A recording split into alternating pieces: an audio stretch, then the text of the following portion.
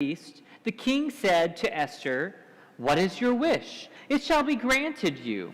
And what is your request? Even to the half of my kingdom, it shall be fulfilled."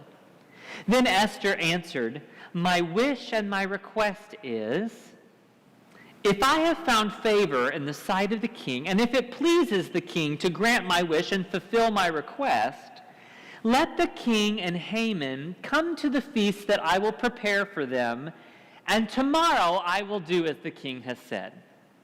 So, okay, we're already seeing the providence of God at work, are we not?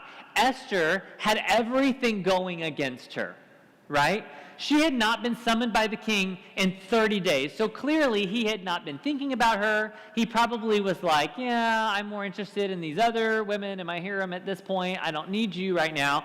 And the law was that she could not approach the king on her own.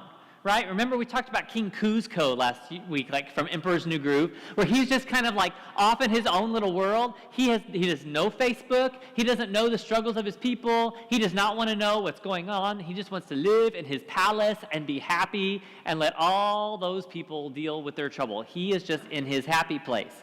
But she approaches the king, wins his favor, and is able to enter. You cannot tell me that God is not at work in that.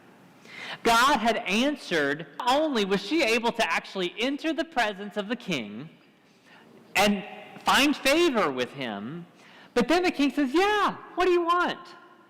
Tell me what you want. I'll give you anything. Even if it's half of my kingdom, I'll give it to you.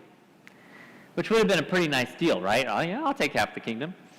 But Esther doesn't launch in right away, right? Remember, the real request is salvation for the Jews.